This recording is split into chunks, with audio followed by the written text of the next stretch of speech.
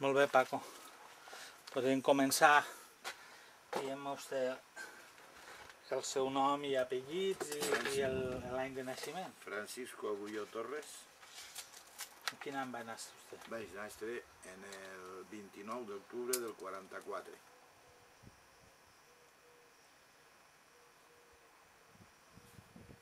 Pot repetir, Francisco? Francisco Agulló Torres. I el coneixen per algun apodo, renom, el nom? Un grapat. Doncs digue-me'ls. Perquè si aquí en els bonsais molta gent me coneix per Paco el del Puro. Fora en la Setmana Santa és el nom i el primer apellit, Paco Agulló. I en la fàbrica, quan treballaven de chiquillos, era un nom raríssim també. Comprens? Però que no és un nom que no vull ni recordar-lo. Podria dir-me el nom dels seus pares? Fem una poqueta història genealògica. Sí, Francisco Agulló Fernández, mon pare. Tenia nom de casa, així es coneixien per un... Així, el gelat. En quin any va néixer, se'n recorda? Qui, mon pare? No ho sap. Ni idea. I sa mare? Ma mare és Rafaela Torres Agulló, però també de l'any i això ni me ne recordi. Que pel fetge sóc molt roïn. I el nom dels abuelos? L'abuelo era Ginés Torres Peral.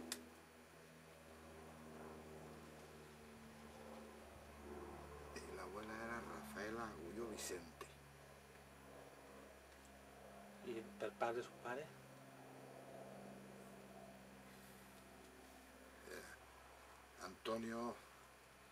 Antonio Agulló, el segon apellido no ho sé. I ella era Mariana Fernández. O Fernández, millor dit. Eren tots del Camp d'Elx o del poble? Sí, del Camp d'Elx. Però de quins roals eren? La mare de ma mare era del Puçol i de l'Algoa, d'ahí de la zona eixa. Puçol i l'Algoa. I l'altre de mon pare eren d'aquí del Gros. El Gros, tots. I vostè on va néixer? Jo vaig néixer en ells. En ells, en la ciutat? Bueno, però perquè tenien casa allí o...? Sí, tenien casa allí, meus pares vivien allí. Ah, els seus pares quan se van... S'han criat en el camp i han estat tota la vida en el camp, però a partir de casar-se se n'anaven a viure al poble i allí feren la seva vida. Els seus pares de quin roal se podia dir en ells que eren? Jo dic, mon pare era d'aquí del camp o del poble? Sí, del camp. Del camp, i dic, ma mare és del Puçol i mon pare d'aquí del Gros. I ells al casar-se se'n van anar al poble. En quin barri? Una casa que era de meu abuelo i al costat dels pisos azuls. Mariano Benlliure, número... no sé si era el 2 o el 3. Ells quan se van casar se'n van anar al poble expressament o tenien... Sí, no, se n'anaven al poble expressament. Ells en el camp no tenien terra. No tenien terra. No. Però vostè... Ni en tenien ni n'han tingut mai. Era la terra dels abuelos que anaven i venien i feien allí la vida. Vostè solia anar allí a la terra dels... A casa dels dos abuelos. A casa dels dos abuelos. A casa dels dos abuelos. Jo potser me n'anava, me tirava 4 o 5 o 6 mesos en casa d'uns abuelos, me'n venia, estava aquí amb meus pares i després un fin de setmana me n'anava a casa dels altres abuelos perquè ma abuela, la mare de mon pare, estava cega i només que anaven algun que altre fin de setmana i això. Els altres sí, l'altre plegat a tirar-me hasta 2 anys allí. En la dels seus pares? Sí, no, la de ma mare. En la de sa mare, que són els de Puçol. Sí. La casa existeix encara o...? Sí. Allí viu una tia meua que, per cert, està bastant fotuda. I ja que vostè va viure allí, me podria explicar un poc com eren aquestes cases o com era aquesta casa? Pràcticament com està. Quines parts tenia o com? Tenia la porxa,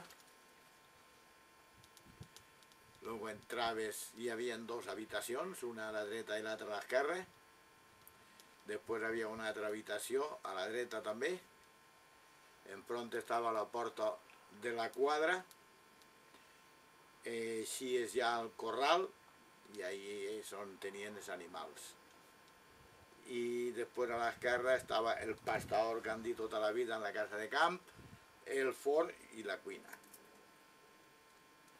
On vivia el matrimoni major?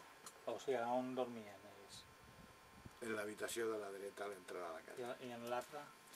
En l'altra dormien dos ties meues que eren fadrines. I en l'altra habitació de dintre, de la dreta, a la costada de l'abuelo, dormien dos tios meus i jo i mon germà quan estava allí. Vostè quan estava allí, quina edat tindria? Era un xicon? 8, 9, 10 anys màxim, perquè als 10 anys me'n vaig vindre al poble i me'n vaig posar a treballar. Es jugava allí en el camp? Lo que pot fer un xiquet, pillar figues, pillar abacores i 4 tonteries més per allí, ajudar-li a l'abuela a portar potser un cabàs de pebreres des que havia collit, o portar-me per la casa un paio de melons des que l'abuela anava collint conforme regava, cosetes d'aixes de... Diu que estava a la porta de la quadra. La quadra que estava a un costat o dintre? No, dintre, al fondo de la casa. Al fondo de... O sigui que... Com si fora esta, conforme estem aquí ara. Ahí, això d'ahí dintre era la quadra, això el corral, i això era on tenien els animals baix tejat. El corral. Sí. El corral tot estava tejat? O... No, estava igual que està aquí. A aquesta part del corral, com se li diu? És una tenaeta o és un... Tot normalment allí li diuen la tejat. El tejat dels animals. Perquè és on portaven els animals, aquí també està encara el pesebre, això d'ahí, encara el pesebre. Quins animals tenien? Pues tenia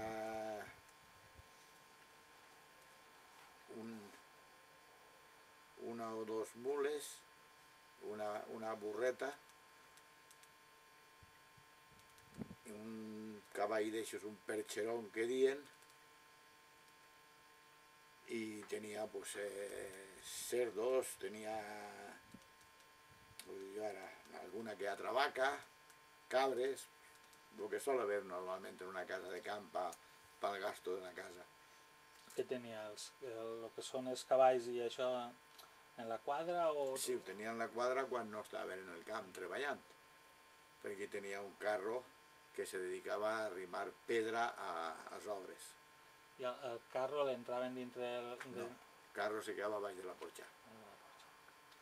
En la porxà tenien per posar l'aigua? Sí, tenien una estanca allí on penjaven el canterer de l'aigua i el pou estava al costat mateixa. Això que se li diu a l'estaca, això no era el canterer que diuen? El canteret. El botijó o el canteret, com vulgui dir. I dintre, clar, en aquella època no tindrien aigua corrent. Aigua del pou, de la que plovia, ja procurava el que estava en la casa de que quan se llimpiava el terrat a començar a tirar aigua al pou, que n'havien dos, i n'hi havia un altre que era el que se replegava de l'era, que era el que se tirava al pou per després donar-li a beure els animals, o per fregar, o per llevar, o el que fora. Ha dit quan se llimpiara el terrat, o llimpiaven a cas fet o és que... No, quan plovia i l'aigua llimpiava el terrat, deixaven la primera que caiguera fora. I una volta ja el terrat estava llimpio, entonces li pegaven la volta al tapó i entrava al pou directament. I la boca del pou que estava dintre de casa? No, estava fora de la porxà, baixava el canaló per fora a un pilar, i en el pilar havia una arqueta xiquica i aquesta arqueta tenia un tapó que anava directament al pou perquè no entrara ninguna porqueria. I quan se llimpiava el terrat, se sacava aquest tapó, se posava en l'altre costat i en vez d'eixir l'aigua pel carrer, entrava al pou. Així és com se feia antigament i ara també en les cases que repleguen aigua. I dintre tenien alguna gerra o alguna cosa per tenir, per tenir aigua dins de casa si es feia falta? Normalment sí, gerra de xina d'altes i anaven de la porxà a la casa també havia 10 passes i anaven i així i en portaven. Tenen un pou al costat de la cuina i tenien el pou de davant, que és el que més gastaven per beure. I el que havia al costat de la cuina, eixe era també aigua de pluja i se gastava només que per la cuina, per fregar, per guisar i per tot. I passear-se que... Passear-se pues, com es passava antigament, un bidó d'aigua dalt del terrat, el plenaven a poalaes i quan estava ple mos dutxaven allí. Quan estava calenteta del sol, perquè en l'hivern On el tenien, el bidó? damunt de lo que era l'aseo, igual que està aquí, damunt Sí. estava el bidó, era una dutxa, en un grifo, obries i era exactament una dutxa. I per fer les necessitats on... Havia, com antigament en el camp, un forat, una banca en un forat, i ahí se sentava uno i feia això. Havia qui se sentava i havia qui acatxat ho feia. Però això estava dintre d'algun lloc o estava en... Això estava en el corral, en el corral? juntament amb els animals. I això tenia que buidar-se, era un pou seco? Això era un pou seco. Jo allí en la casa de camp aquella de m'abuelo no la vi limpiar-lo mai. No sé tampoc lo gran que era ni això, perquè ara mateix tu me dius aquí, el que tenim aquí davant, eixe pues té 14 o 16 metres quadrats de pla, més 3 metres d'altura. Este que hi ha aquí darrere, no tinc ni idea, perquè no l'ha vist mai. En eixe sí, perquè un dia pensant que la figuera havia clavat les arrels dintre, descobriren la trapa que hi per entrar, buscaren i entraren a veure què és el que havia. I clavaren dintre uns veles enceses per veure si el gas que havia dintre o alguna cosa, per evitar que tingueren algun problema. Havia persones que s'encarregaven expressament de fer aquests pous? Sí, de fer els pous eixos i els altres per veure també. S'enlluïen entonces en cal viva. Ara avui en dia ja és una altra classe de cal que hi ha, un cement cal que diuen, però entonces era cal viva el que se gastava. L'aigua que tenien en els pous estava sempre en bones condicions? Ho dic perquè en Crevillent solien dir que li posaven a voltes alguna mata per... Sí, normalment allí se curaven en cal viva o mates de gentiscle. Mateix. Gentiscle s'utilitzava molt entonces per aquestes coses. Per evitar que tinguera algun... Sí, possiblement tinga alguna cosa que siga medicinal i que cure això. Perquè mateix avui en dia el gentiscle s'utilitza per fer pasta de dents, s'utilitza per fer xicles, s'utilitza per fer moltes coses. I és algo que està pràcticament abandonat. El pastaor, en quina part tenien de la casa? Conforme entraven per la porta principal a l'esquerra. I quina forma tenia? Era com una habitació? O Era un quartet estret i llarg. Un quartet, anem a suposar, de 2 metres d'ample per 4 o 5 de llarg. Al fons estava la pastera, allà on l'abuela pastava, tenia el pa perquè fermentara, i una volta el clavava en el forn, tornava a posar la pastera, el tapaven un mantel que tenia i tenien pa per tota la setmana. No se feia dur mai. Que era l'abuela sempre la que passava? Sí. I el forn el tenien també... En la cuina. El forn estava en la cuina. Era d'estos que per darrere... Sí. Com en la bòveda per darrere i fet de fang. I tenien, com diuen allà en Crevillent, fornala o foc en terra o... Sí, tenien la fornaleta en terra, que ahí posaven a torrar boniatos, posaven pebreres, això, o en el fogaril del foc, sabien fer foc i quedaven brases, doncs ho posaven ahí. I en l'hivern se posava allí en el que avui diuen el xupló. Sí. Se posava allí un paio de troncs i allí estaven sopant i hasta que anaven a dormir, si estaven xerrant o fent el que fos, estàvem allí a l'arreu del foc. El xupló que era exactament? Si sé que ho he explicat jo. És un terra, més alt que el que és el pis, 4 o 6 dits, hi havia fet un tros més alt. D'obra? D'obra, sí. Normalment se feia de cement i bastant dur perquè no se cremara. I ahí damunt se feia el foc, darrere estava xapat perquè dalt tenia una ximenea precisament per aquells que era, i d'ahir eixia el fum al carrer. Perquè si això no tenia ventilació, el fum se quedava allà dintre i t'ofegaves. Tenia a molt d'una campana o Sí, alguna cosa? una campana que pillava pràcticament tota la cuina de punta a punta, sobre 1 metre d'ample, i d'ahir eixia pel carrer. I la cuina quina posició tenia en la casa? On estava? És que m'ha dit que hi havia dos habitacions, una a cada costat, però el que havia davant de tot, que era com una sala o... Sí, hi havia un saló allí enmig, en una taula grandíssima, que ens ajuntaven allí la família, perquè l'abuelo tenia 8 fills, i 8 fills i un grapat de nets, doncs ens ajuntaven allí moltes voltes a dinar, algun diumenge, algun dia de festa, entonces la taula aquella se utilitzava per això. I des d'ahir s'entrava a la segona habitació, a la quadra, al pastador i a la cuina. La cuina entraves des de la porta principal i els fogarils i tot estaven mirant a l'entrada principal. Els fogarils que estaven al costat del xupló i Sí, baix. Vale. Baix del xupló.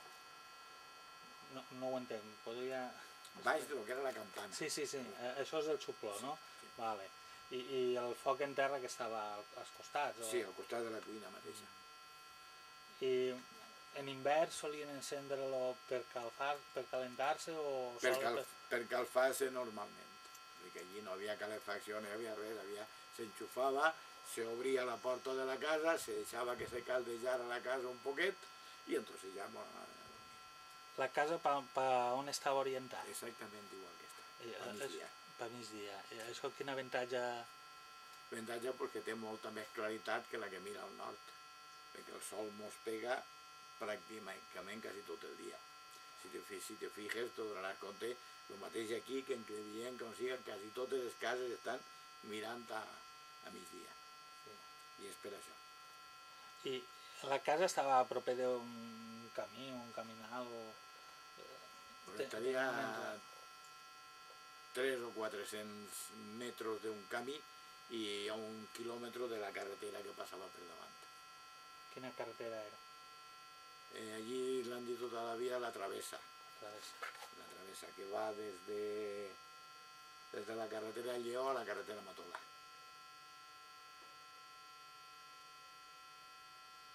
¿Quantes cases més o menys calcula vostè que haurien per allí, per aquell lado? Pues por lo menos 40 o 50. A la família de seus abuelos com ha dit que es coneixien? La família de Torres. Les Torres, no? I recorda vostè per allí alguns altres apodos o noms de famílies que visqueren prou? Hi havia uno que li deien el tío Confiter.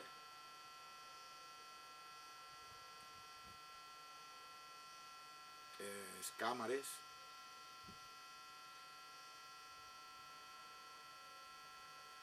Més darrere vivia el tío Pere Cametes, que li diuen. Un altre home vivia allí que li diuen el tío Paco. No ha sabut mai ningú altre nom d'ell. Després davant vivien uns altres que li diuen els Marranetes. Un tal Carabino. Hi havia més cases per allí, però no recordo què és. Tenien relació unes cases en altres? Sí, normalment sí. Hi havia relacions i venien a buscar-se uns altres per treballar i fent intercanvi de jornades. Mira, tu me treballes 3 dies i ara sé que jo pilli que s'encarnelles, te'n ves 3 dies aquí. Això ho han fet en el camp tota la vida, hasta fa res. Encara que no foren família? Sí, no, anaven, entre veïns anaven buscant-se i anaven prou bé. En la terra dels seus abuelos, quin tipus d'arbres o quin tipus de cultius són els que Pues allí hi havia figueres, hi havia pereres, hi havia algun que altre armeler, mangraners, i després pues, se dedicava a plantar melons, plantar herba per animals, melons d'aigua, melons tendrals, s'hi plantava nyores i pebreres i coses així, pues, el que normalment se plantava antigament en una casa de camp. Posaven també cibà o forment o alguna cosa així? O això no... Algo, però molt poquet, perquè la finca era xiquica, la finca eren 12 tafulles. En 12 tafulles, si t'has clavat, anem a suposar, 50 arbres i després plantes melons i plantes això i plantes herba pels animals, pues no té que atès per més. Perquè a Mangraners se n'havien 50 o 60 plantats. Entonces la farina per fer el pa i això la tenia que comprar, no? I quines eren els tipus, per exemple, de figueres? Quines varietats o les que hi ha per aquí? La figuera negra que hi ha per aquí, n'hi ha de 3 o 4 classes, però no sé dir quina era. Jo era un chiquillo. Quines són les classes que coneix vostè? Pues mira, aquí està la lloral, la pell de bou i això dels negres, n'hi ha més, però no. Y después está la verdal. A la verdal y está la blanca, que aquí no se gasta casi, porque es que la blanca en el momento fa un poco de calor, se obre del cul i se fa gran seguida, per aquí no la volen. Allà per la zona de Iecla se cria molt i és de secà, i al ser de secà no tenen problemes en aquesta classe de figa, però aquí sí. Aquestes figueres fan a vapores també o...? No, les verdals no, i les altres blanques tampoc. Quines són les que fan? Les negres. Els negres fan primer les abacores i després les figues. I la verdad fa només que les figues. Totes són verdes, en aquestes mauretes se clevillen i estan la mar de bones, i quan ja això se cauen i se podreixen i se cauen. I els pereres tenien algun tipus també? Sí, hi havia la pera eixa dels 3 castells que diuen, els 3 castellets, estava l'altre que diuen pera de cuixa, que no sé quin això, la pera eixa, i una perera de Sant Joan. Eixa era l'alegria de xiquets. Per què? Perquè anaven tots darrere d'ella. Què eren, eixes menuetes? Eixes menuetes, i anaven tots a collina i a menjar-nos allí. Hi havia una bercoquera, hi havia 2 llimoners, vull dir que hi havia de tot un poquet que se cria en les cases de camp quan se vol tindre alguna cosa. I l'armelers sí que n'havien, no? Sí, armelers havien 7 o 8, no n'havien més. Quin era el tipus d'armela que se collia aquí? Ni idea, ja t'he dit que jo era un xiquet, en 10 anys ja vaig desaparèixer d'allí i ja no sé quina classe d'armela era. I les que se fan per aquí, per el Camp d'Alls? Que se fan per aquí se'n fan 3 o 4 classes, segons tinc que ha sentit jo per ell, no sé quines són ni res d'això, però se fan 3 o 4 classes. La part de dalt, damunt de la casa, hi havia algun... Sí, hi havia un teixat que li dien la cambra. La cambra, això per què servia? Això servia per clavar, per penjar ahí dalt l'embotit quan se matava i quan no per clavar trastos. Quan se feia la matança? La matança proper de Nal. Perquè per Nal estaguera l'embotit ja un poquet sequet, estaguera curat per poder menjar. El mes de novembre, una cosa així seria. Vostè quan estava allí en els seus abuelos, per exemple en festes, què era el que solien menjar, diguem per exemple un dia de Nadal o de... Un dia de Nadal en el camp tota la vida aquí en ells s'ha menjat les típiques pilotes que han dit tota la vida, el puchero en tarongetes. Tarongetes, es diu tarongetes. Sí. I això que ho feia l'abuela? Això ho feia l'abuela. En la cuina no se clavava ningú, només que l'abuela. L'abuelo se clavava alguna que altra volta per fer una paella d'arròs per tots ben gran. L'abuelo per l'arròs tenia una mà molt bona. Quin tipus d'arròs feia? Conill o...? Pues arròs i conill i pollastre mesclat, en les verdures que se li posaven, les pebreres, i a voltes li posaven alguna llet, però era el mínim. I el dia de la festa d'Elx, per exemple? El dia de la Mare de Déu, un arròs i costos, quasi sempre. Un arròs i costos que tenien que fer 2 perquè no n'havia per tots. Això se feia en el forn també? No, això se feia en un aparato que li diuen una costrera. No sé si la coneixeràs. No, com és això? Pues això és, anem a suposar, és un aro reo d'una altura aixina i a mitja altura lleva una tapadora coberta. Entonces per dalt li posen les brases i se posa damunt del perol, damunt de l'ou. I això fa que eixe calor l'ou puja per dalt i faça la costra. Això és com s'ha fet en el camp tota la vida i en algunes cases en el poble també. Vostè quan passava també alguna volta temps en els altres abuelos, notava alguna diferència en les cases o en la manera de fer les coses o en els costums? Bueno, la diferència era prou, perquè la Matia, la que vivia amb abuela, havia estat molts anys en Caracas. Entonces, ella fent la menjar per ella i per l'abuela, que eren els dos que vivien allí. I l'abuela cega tota la vida, pues havien tingut que adaptar-se entre elles a lo poquet que podien fer. Ja. I per què havia estat vivint allí? Que és que se n'havia anat emigrant? No, se casà i se'n va anar allà amb el seu home. I bueno, jo me referia també a la forma de les cases o com estava...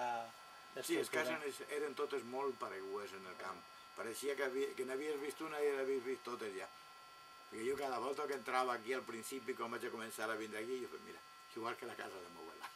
Esta casa la va comprar vostè a... No, esta casa és d'un amic que jo estava al costat del Corte Inglés, en tots els bonsais, i la finca se va vendre. I entonces jo anava a deixar-me tot això i me va dir ell que no, que me vinguera aquí, que aquí no venien només que una volta a l'any, i que la finca estava abandonada i que els gitanos entraven i que si veien algú per aquí pues ja deixaven d'entrar. I em vaig vindre aquí i aquí estic. I de quina família, o com se diuen estos terrenos? Vull dir, el Terroal, quin nom té? Daimés, és la partida de Daimés, però... Perquè vostè aquesta zona no la coneix tant com a... A la dueña d'esto no. Jo coneix que a la filla, que és la que ve per aquí, que és la que me diga vés-te'n allí i no te preocupes. La dueña també és d'aquí d'ells, no? Sí, la dueña d'aquí d'ells, n'és jugant al camp. I esta casa és més o menys com aquelles que m'està vostè descrivint? Sí, pràcticament igual, perquè esta casa entres per la porta principal, el que passa que aquesta està al revés. Entres per la porta principal i té una habitació gran a la dreta, una xiquica a l'esquerra, a l'altre costat la cuina, luego al fondo una altra habitació, luego entres a lo que diuen la quadra, que és l'almacén, y entres aquí a esta part. Y luego ya de aquí al corral. I en la casa dels seus abuelos hi havia palmeres també? Sí, n'havien 7 o 8, no n'havien més. Vaig a mirar a veure si està fent bé la gravació. Però això de... O sigui, de quin tipus eren els dàtils i això? La palmera normal d'aquí d'ells. Hi havia 2 palmeres molt bones que se podien menjar i els altres se li donaven als animals. Sí, els que se podien menjar, com se diuen aquesta varietat de dàtils? No tenen nom? N'hi ha mils. Sí? Mils de varietats. Quines coneix vostè? Per aquí estava la palmera bollidora que han dit tota la vida, que era una palmera encarnada, que es bollien i se menjaven i estaven molt bons. Estava l'atenà, que eren secs, se deixaven que se secaren penjats baix de la porxa i anaven, i estava el dàtil que maulaven la palmera i te'l menjaven. Però que d'això n'havien a lo millor de 8, 10, 12 classes diferents, que el palmerero que se dedicava a això sí que es coneixia, però jo no tenia ni idea. En el que són els arbres són tots igual, no? Sí, no. El que és diferent és... Exactament és igual. És el mateix que els oliveres. Els oliveres, pues en ahí la picual, està la blanqueta, està la cornicabra, está la gordal, y digan ahí lo menos 20 o 30 especies diferents. I anaven en capurutxales i això també per fer palma o...? Sí, ells s'encapurutxaven molt poquet. Aquelles l'abuelo els gastava per donar-li als animals, sobretot als cabres, i els que havien bones per menjar deixaven que se colliren, que se mauraren, i molts tios que han sigut palmereros pujaven a collir-les i les menjaven. Els seus tios van ser palmereros. Com es diuen els seus tios? És que eren palmereros accidentalment. Ells treballaven en el camp i hay que anar a por palmeres. I es cridaven per anar a por palmeres i així. Però no sé quins noms que tenien en el... No, però com es diuen de nom? Mira, uno era Aniceto. I l'altre Manolo, que se dedicaven a això. Els altres ja se dedicaven a altres coses diferents. Hi ha famílies o persones que se dediquen soles a això, a la palmera? A la palmera? Sí, moltes. Aquí n'hi ha moltes. I gent que viu aquí se'n va a treballar a Eivissa i lleva 7 o 8 ajuntaments per davant treballant. Està també l'associació de palmereros d'ells que se dedica a anar per fora a poar palmeres, però dic, són famílies que no. Coneix una... Jo vaig entrevistar a un home que li diuen Felipe, no sé si li sona. Felipe Navarro. Sí. Estos per lo vist se dediquen tots ells a... Jo tinc un tio que ja ha mort, que tota la família s'ha dedicat també als dàtils tota la vida. I els que se dediquen a això no necessàriament tenen hort de palmeres? No, normalment van treballant, però que si anem a analitzar, quasi tots tenen el seu hortet. Sí. Més gran o més xiquico, el tenen. Però van també encapurutxant horts d'altres? Van encapurutxant horts d'altres, gent que se dedica a encapurutxar, paga la palmera al dueño y se queda después en la palma blanca y totes aquestes coses. Això se fa així, però no sé de quina manera. Clar. Una cosa és lo dels palmes i una altra cosa és lo dels dàtils, no? Sí. Però les mateixes palmeres que s'utilitzen pels dàtils s'utilitzen pels palmes després? Després se capurutxen i s'utilitzen pels palmes, però en 4 o 5 anys ja no fan dàtils. Ja. Ja en 4 o 5 anys de olvídate de dàtils que ja no n'hi ha. Que vol dedicar una palmera a dàtils no pot capurutxar-la perquè ja sap que en 4 o 5 anys no té fruit. Això sempre ha sigut aquí en Elx tota la vida. Sí. Hasta que després han començat a llevar-se palmeres fora per adornar paseos i playes i hòsties, pues aquí no encontraves palmeres, només que aquí i en Oriola, com ell que diu, el palmeral que hi ha a l'entrar. Per fora no havia molt poquet. Entonces la majoria dels palmereros que van a altres pobles seran... Són d'aquí i de Catral.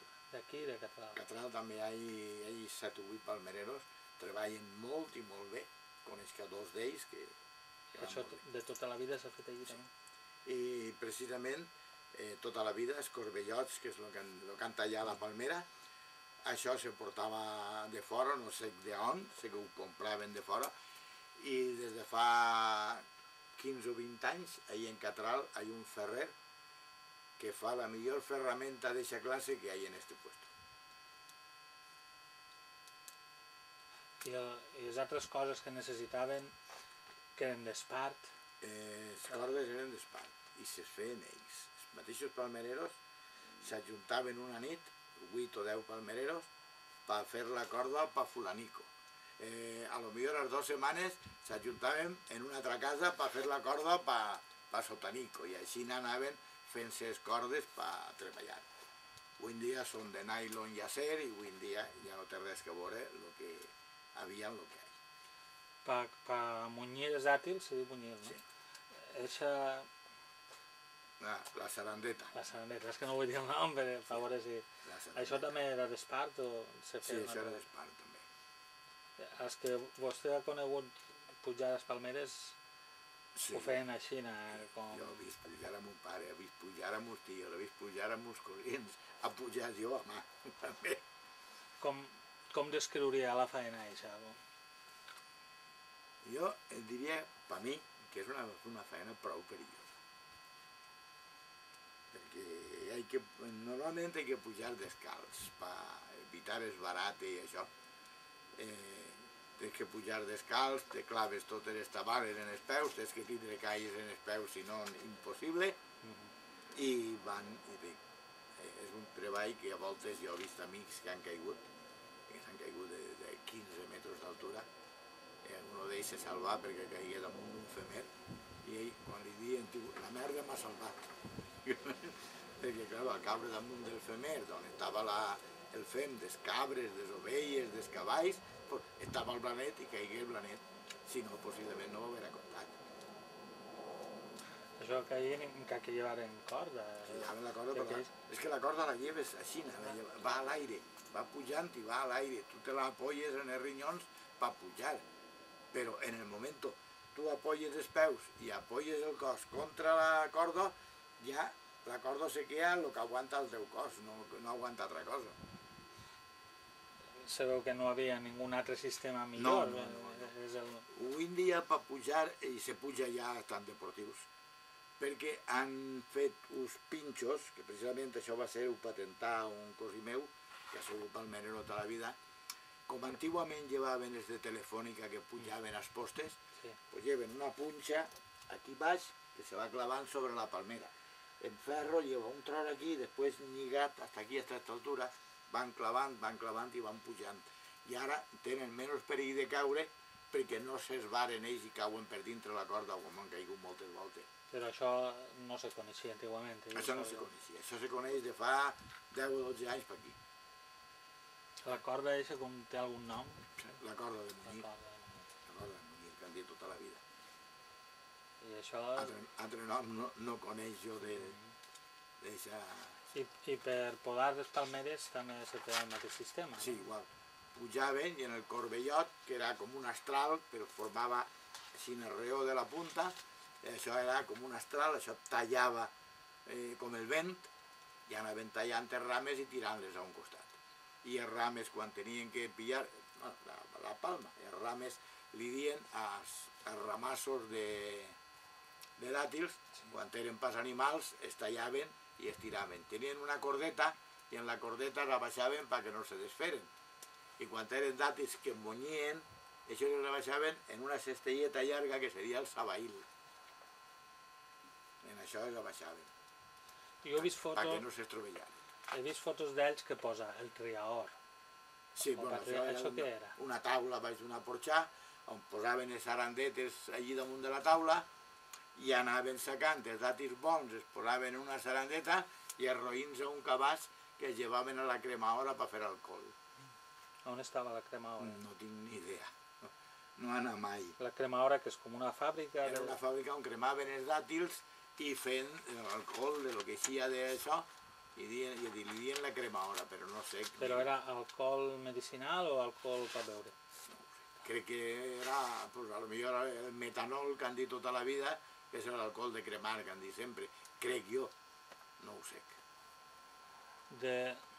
Parlant d'una altra cosa també, des matetes que hi ha per aquí, per el camp, així, herbes, coneix vostè alguns noms o...? El que més conegut tinc que això és la gramínia. Que són els que creixen per aquí? És com una cibaeta que fa dalt en l'espiga i després es polsa la flor i, bueno, a l'any següent n'hi ha 3 voltes més. Això és tremendo. Hi ha un grapà de mates, però no sé què noms. Ha parlat abans de desencarnelles. També les plantaven aquí? Sí, encarnelles, tomates, faves... Això són coses que aquí al camp d'ells s'han plantat tota la vida. Després ja començant els almacens a l'exportació de les encarnelles, ja va sempre a Barcelona i a Madrid, i hi ha un grapat d'almacens per ahí que se dediquen a això, tal de Can Balla, este d'aquí darrere, de Hermanos Mas, n'hi ha molts. Estava també uno de la carretera a la Marina, que era Vicente Agulló Irles, i gent, uns altres se dediquen a lo que és la fruta, a bacores, a peres, a coses així. Un altre que hi ha a la carretera el de Lleó, que li diuen el pato, que se dedicava antigament als caragols, i ara se dedica a la bacora i la fruta en el 90% en carnelles i coses d'estes, se dediquen a això ara. I els caragols que els agarraven aquí també del camp? Sí, hi havia gent buscant caragols a tota hora, en sacs, se llevaven i venien per quilos. Com se diuen els caragols que se mengen? El caragols és això que jo he sentit tota la vida. Els catalans diuen caragols i l'únic que sé que és un poc raro que diuen els francesos és caragol. Però no sé què... No, hauria perquè allí en Crevillent, per exemple, diuen o serrans o xoletes... Bueno, aquí el peteret, que és com si fos el serrà, però és d'aquí del camp, i el chequico, que és el que se feia fregit en tomata. Està el barbacho, està el galapater, que és grandot, verd. Això són les 4 classes pràcticament que jo coneix. Perquè serrans es coneix també, però clar, els serrans o tens que ha baixat en allà a la serra Molar o tens que ha pujat per allà per Fondons o això, perquè per aquí serres en tenim poques. Els seus abuelos tenien alguna cosa per regar o era tot de secà? L'aigua de la sèquia que regaven tots a Manta, tots els llaurals aquí regaven igual. D'on venia aquesta aigua? Venia del canal, del riego de Levante. Hi